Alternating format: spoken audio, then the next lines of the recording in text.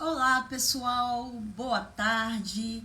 Estamos aqui reunidos hoje para falar de um assunto muito importante, que é a administração de medicamentos. Principais vias, quais são os cuidados. Com certeza todos aprenderam durante o curso técnico sobre as principais vias de administração, um manejo adequado, mas hoje vamos focar em alguns pontos bem importantes, que eu tenho certeza que vai ajudá-los a levar aí tranquilamente uma técnica, né? Um procedimento, uma administração mais segura. Lógico, porque o nosso paciente, quando ele procura uma unidade de pronto atendimento, quando ele procura o hospital ou um pronto-socorro que seja, ele procura para amenizar algum sofrimento, alguma dor, a fim de procurar algum tipo de diagnóstico, tratamento, enfim. E quando ele passa por essa consulta médica, que ele tem todo o seu diagnóstico traçado, ou uma suspeita clínica de alguma patologia, consequentemente isso gera em solicitações de exames e, com certeza, dependendo do que for o diagnóstico ali no momento clínico, o médico também prescreve a medicação. Mas o que vocês precisam atentar sempre, tá? Não esqueçam disso. A principal via de administração daquele medicamento prescrito. O que significa isso? Eu tenho um medicamento que eu tenho dúvida se ele é intramuscular, se ele é endovenoso. Nossa, mas eu já ouvi falar que esse medicamento também dá para fazer intramuscular. Não podemos ter essa dúvida, tá? Não podemos. Às vezes, o médico, dependendo do local que ele trabalha, ele traz da experiência de outra unidade algum fármaco ou algum medicamento específico que ele pode ser utilizado tanto na via intramuscular, por exemplo, e na endovenosa. Existem outras vias. Hoje eu vou destacar as três principais, mas eu estou trazendo aqui para elucidar para vocês exatamente as duas principais, tá? Tanto a intramuscular quanto a endovenosa. O que significa isso? Às vezes ele tem ali um fármaco que aquele fabricante ele tem na formulação a condição de fazer intramuscular e endovenosa, ponto. Só que aí ele vai para uma outra unidade, ele vai com isso em mente. Dá para fazer pelas duas vias. Mas você precisa estar atento, você que já trabalha atua, ou que não trabalha, mas que com certeza, se está estudando, é porque pretende trabalhar, precisa conhecer a lista de medicamentos padronizados. Aí vocês vão me falar, mas isso daí é atribuição do médico, ele que tem que conhecer a lista de medicamentos padronizados. Negativo. A lista de medicamentos padronizados deve ser de conhecimento da equipe multidisciplinar. Enfermeiro, técnico de enfermagem, auxiliar, o médico, com certeza, tá? A partir do momento que você tem essa informação, quando ele prescreve um medicamento que não é na via que o fármaco indica, você já dá um sinal de alerta. Olha, doutor, aqui a gente só tem o EV, não tem o intramuscular. E por que eu estou falando isso e estou trazendo isso? Isso foi algo discutido num dos plantões, né, que tivemos aí atrás. Um médico, ele estava acostumado na própria unidade a prescrever, por exemplo, cetoprofeno EV. Tá? Ele estava acostumado já. Aí mudou o fabricante e não entregou o EV, só entregou o IM. O que aconteceu? O técnico de enfermagem, quando pegou a prescrição médica, ele foi muito feliz, né? Porque ele já estava conhecendo, ele já conhecia, né, os dois, ele tinha as duas apresentações na unidade. Mas naquele dia, a farmácia encaminhou uma lista de medicamentos que estavam faltando naquela semana, tá? Ah, por que tá faltando? Ah, não pediram, a unidade foi, né, negligente? Não, pessoal, existe uma condição de entrega, tá? De estoque, às vezes a pessoa que o próprio representante ou fabricante, né, o vendedor, ele não tem aquela apresentação, tá? Que é acostumado a entregar lá o IM, ele só tem o endovenoso. E quando você faz a compra, só para trazer um pouquinho nessas questões, porque tem muita divergência da comunicação entre a farmácia e a enfermagem, e muitas vezes vocês acabam entrando em conflitos, que a farmácia não está entregando, mas a gente precisa entender um pouquinho do processo do nosso colega, do técnico ou do auxiliar de farmácia ou do farmacêutico, que ele tem, né, que entregar aquilo que apresenta no estoque. Então, quando uma unidade de saúde ela tem o seu processo todo alinhado, ela faz exatamente isso, tá? Ela faz uma listagem, olha, estamos em falta de tal fármaco, de tal medicamento. Se há substituição, no local temos XYZ de opções. Ou não tem opções medicamentosas de outros fármacos, só do acesso, só a apresentação. Temos a opção desse medicamento na apresentação endovenosa.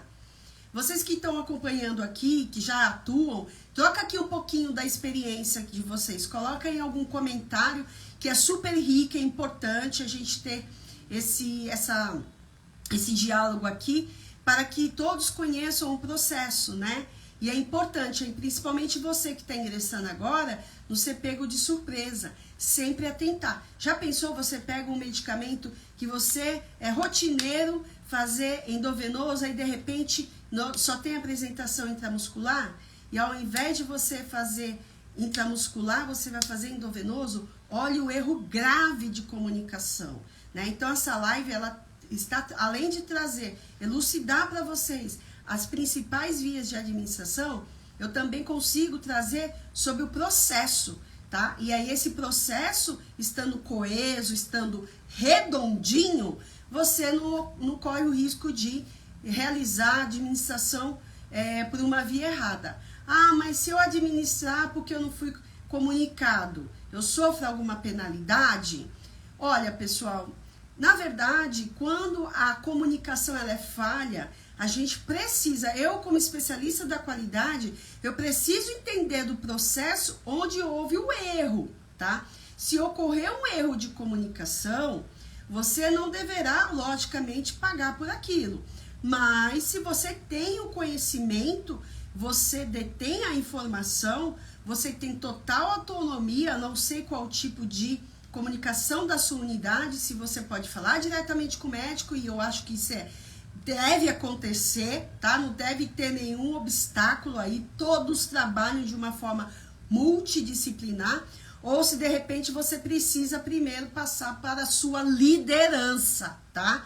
Então fiquem atentos. Se tiver esses dois tipos de fluxo, não tem problema. O importante é que você chegue lá com a prescrição e fale, olha, aqui a nossa apresentação é só intramuscular.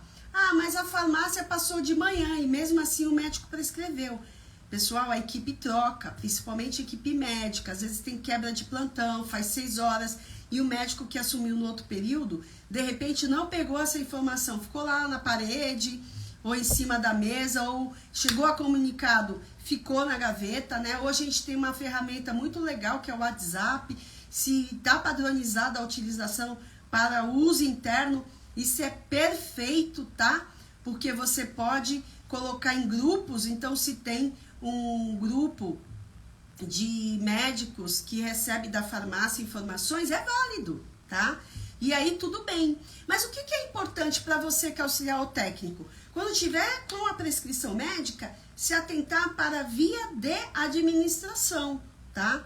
Então, trazendo aqui, falando, né, hoje sobre o nosso principal tema, que é a via de administração, existem, eu poderia falar assim de todas, mas vamos fechar para as mais, né? As 3 principais.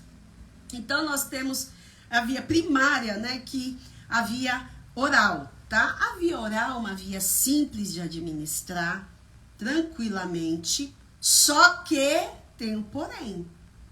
O seu paciente precisa deglutir. Ele precisa ter o reflexo de deglutição. Se ele não tem o reflexo de deglutição, ele tem uma sonda, aí você tem, né, que triturar o medicamento. Aí eu pergunto para você, qualquer medicamento via oral, ele pode ser triturado? Respondam para mim, vocês que já estão atuando, que estão me assistindo aqui, tá?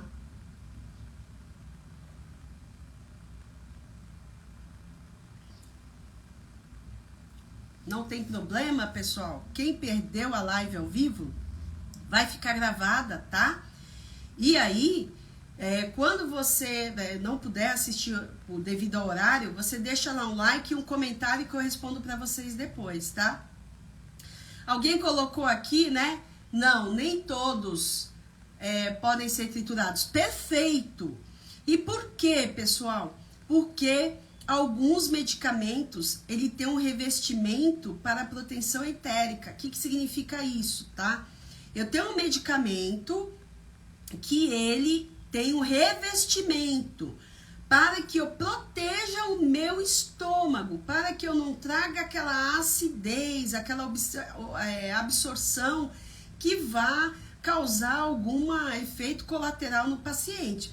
Se o medicamento ele já tem esse revestimento justamente para proteger, né, o estômago lá, a via gástrica, ele não pode ser triturado, porque a partir do momento que você tira esse revestimento, acabou a ação principal dele, tá? Então, para você que respondeu que não, perfeito. E cada vez mais essas questões são abordadas em processos seletivos, tá? Eu mesma como participo do processo de recrutamento, quando eu sou acionada, tá, pessoal? E isso está muito em evidência. Cuidados na administração de medicamentos, tá? E um dos cuidados é justamente isso. Ao triturar, precisa conhecer se aquele medicamento ele é passível de ser triturado. Numa unidade que existe um farmacêutico clínico, ele já faz um processo chamado intervenção, né, do farmacêutico, tá? Ele faz justamente essa conciliação medicamentosa, tá? Conciliação, o nome é exatamente esse. Ele concilia se um medicamento vai inativar o outro, se aquele medicamento pode ser triturado e por aí vai, tá? Então, embora seja algo muito fácil falar de medicamento via oral, dois fatores importantes para você nunca mais esquecer. Se o seu paciente está deglutindo, ok, reflexo sem alterações, vida que segue. Ou se o medicamento ele tem algum revestimento específico e ele não é passível de ser triturado. Ah, mas eu não tenho farmacêutico clínico. O profissional, ele precisa estudar ação e reação medicamentosa. Isso desde o estágio, tá? Então, quando eu tô com uma turma que veio do estágio, mas eu não consegui assimilar, tá? Um medicamento que você consiga administrar no seu paciente. Você anotou o nome do medicamento? Não. Você anotou a principal via de administração? Não. Você fez lá o levantamento dos cuidados? Também não. Então, não vai ter conteúdo, né? Você precisa conhecer. Se entrou agora, melhor ainda. Aí é que precisa mesmo atrás do conhecimento. Então, procurem quando vocês... Até para você que já está na jornada de trabalho, que já tem expertise, que já trabalha há muito tempo, tá? Geralmente acontece quando é um medicamento novo.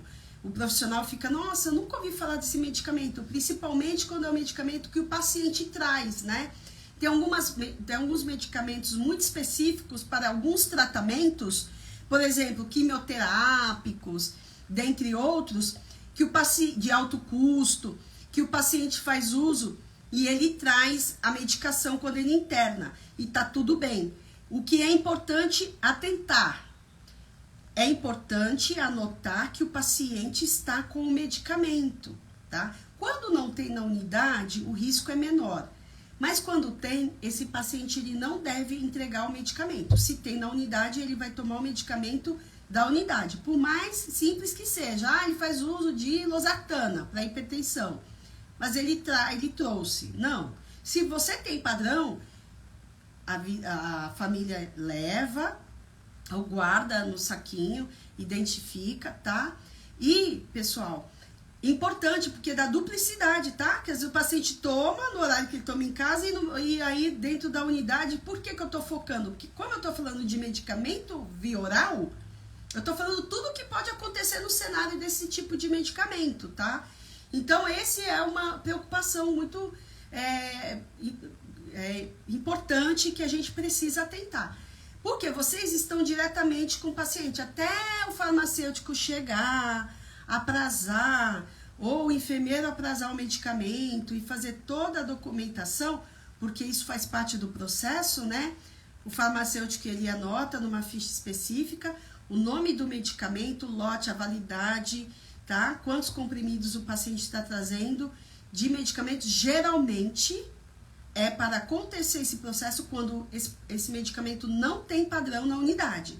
Quando é um medicamento de alto custo que o paciente traz, tá? Os demais não há necessidade. Se a unidade tem o medicamento, vida que segue, dá o medicamento. Então, fiquem atentos para os seus pacientes que utilizam o medicamento via oral, ok? Então, de via oral, se alguém tiver alguma dúvida e quiser trocar informação, vamos aproveitar aqui nosso online. Tem uma aluna que colocou aqui: eu me formei há 20 anos, porém fui para outra área, mas desde 2021 estou estudando e já até consegui, porém fui reprovada na experiência. Precisa saber o que levou, se você tem a noção do que pode ter levado a você não passar na experiência. Depois, se você quiser deixar uma mensagem, inbox, tá? Depois da live, a gente pode tratar de conversar isso em particular, tá? Mas é importante saber o que levou isso a acontecer, ok? E para você que está aqui acompanhando, não pode perder de jeito nenhum essa explicação, porque ela pode trazer para você num plantão. Alguma coisa pode acontecer que você lembre, tá? Então, é exatamente isso. Guardem, essas informações são super importantes. Partindo para outra apresentação, medicamento sublingual. Tem os fármacos que eles são administrados sublingual. Quando é sublingual, pessoal, é debaixo da língua, ponto final. Mas não pode ser acima, entre os dentes. Absorção. Por que a importância do medicamento sublingual? Alguns fármacos, a apresentação dele é justamente essa. Debaixo da língua há vários vasos e a absorção dela é bem rápida. Então, por exemplo, um antihipertensivo geralmente acontece com antihipertensivos, tá? Ele é feito sublingual exatamente para esta finalidade. Então, se é sublingual, você deve solicitar para que o paciente, né, com certeza, né, explicando o procedimento, não preciso nem falar isso, tá, pessoal? Junto com a prescrição médica, observando a identificação correta do paciente e colocar lá o comprimido debaixo da língua. Senhor, esse medicamento, por mais que ele queira questionar, mas eu queria engolir, deglutir, ele não vai falar se é um paciente leigo. Eu queria engolir, ingerir, deglutir, enfim. Você tem que saber a importância. Olha, esse medicamento, ele tem uma ação mais rápida por essa via. Por esse motivo, o médico prescreveu sublingual. E quando ele tiver alta, né, também tem que ter esse mesmo tipo de orientação, tá? A orientação faz parte lá dos 9 certos, dos 13 certos, depende da unidade e do protocolo que você utiliza na sua unidade. Outra via bem utilizada é endovenosa, tá?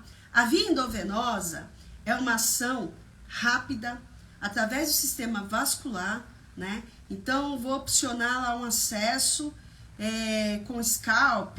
Então, a gente tem aqui os dispositivos, né? Eu trouxe alguns aqui, para quem não conhece, para quem nunca trabalhou, o scalp. Você precisa conhecer, para o sucesso de um bom acesso venoso, a melhor veia, o melhor acesso do paciente, geralmente é no dorso, né? Da mão, na fossa antecubital do braço, exceto crianças que dobra muito, são veias calibrosas, tá? Mas geralmente no dorso. Então, a escolha da veia e o calibre, tá? E temos também outros dispositivos que podemos funcionar, que é o gelco, né?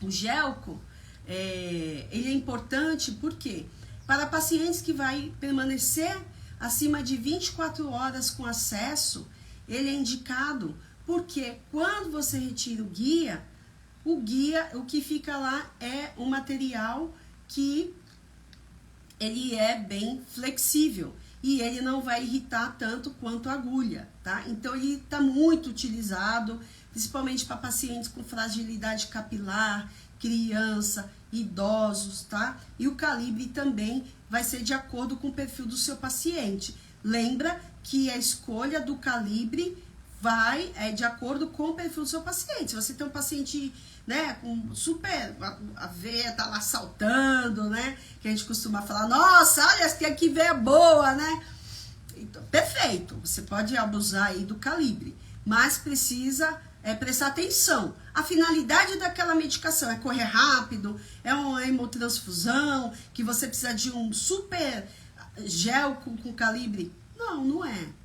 É um soro fisiológico, fluido. Não precisa exagerar, só porque o paciente, né, tem a gente fala cano, né, que o pessoal costuma falar, uma veia bem visível, tá? Então, é importante isso. Para a via endovenosa, precisamos ter um cuidado com a fixação, com a antissepsia da pele, tá? É super importante usar o antisséptico, não palpar depois que você passou o antisséptico, utilizar a luva, o óculos, tem risco de respingos e a gente precisa atentar. Então, o medicamento por via endovenosa, você precisa saber se vai ser um acesso rápido, um scalp resolve a vida. Se é algo mais prolongado e o paciente tem, aí é previsível que ele vai internar, tá? Aí você utiliza o gelco. A cobertura, né, a fixação, as boas práticas indicam aí a cobertura com filme transparente. Mas às vezes não é a realidade daquela unidade. E aí eu não vou fazer? Não, eu vou fazer da melhor forma que eu puder, né? A gente pode colocar uma cobertura com gaze e depois o micropore, né? Tem várias outras maneiras de a gente conseguir fixar bem o acesso para que a gente não perca aí, tenha que novamente, tá? Funcionar o paciente. Atentar para a infiltração, tá? É super importante, isso é até passível também de notificação, né? Via Notivisa. Então, flebite, sinais inflamatórios, né? Dor, boca, calor e edema, tá? Se você perceber isso durante a infusão do medicamento, tem que parar na hora, retirar, reportar a equipe médica, né, para saber se precisa fazer algo, tá? Se for uma coisa assim que não tenha grandes repercussões, ele é absorvido, tá, pelo próprio organismo. Se ao contrário, às vezes precisa começar com uma compressinha fria e aí depois seguir as orientações médicas e anotar no prontuário e rodiziar, tá, pessoal? É super importante. A via endovenosa precisa rodiziar se o paciente ficar internado por muito tempo, justamente para que a gente evite a flebite, tá? A via intramuscular, ela tem suas particularidades, precisa ser um músculo, né? Dependendo do volume que você vai injetar, aí você escolhe o músculo de acordo. Então, temos o deltoide, tem o vasto lateral, o glúteo, vasto lateral da coxa, tá? O ventroglúteo e o dorso glúteo, né? Sempre lembrando, tá? Que o dorso glúteo, a gente precisa lembrar daquela linha imaginária, tá? Fazer lá um recorte, como se fosse uma cruz. E, né?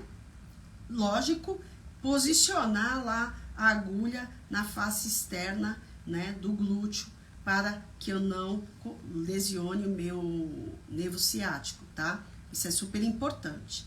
E aí, tratando-se de via intramuscular, a gente sabe que dependendo do medicamento, o volume máximo de fluido, de medicamento suportado por um glúteo